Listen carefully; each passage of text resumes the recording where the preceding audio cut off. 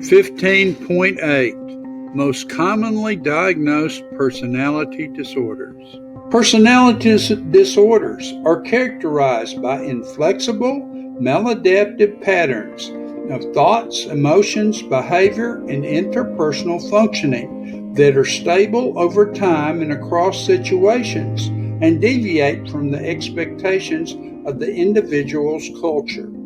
10 distinct personality disorders are characterized into 3 basic clusters: the odd eccentric cluster, the dramatic emotional erratic cluster, and the anxious fearful cluster.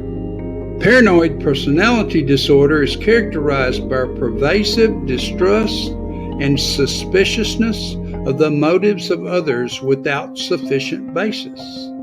About 3% of the general population display this disorder, which occurs more frequently in men.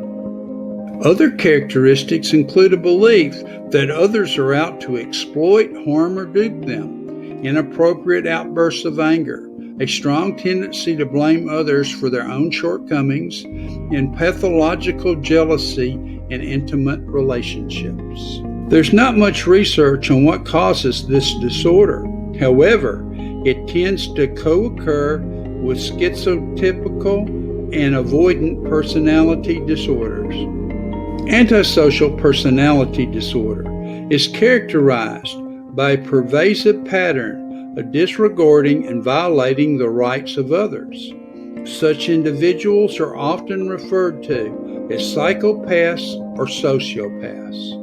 Evidence of this personality pattern is often seen in childhood or early adolescence when a child has repeated run-ins with the law or school authorities.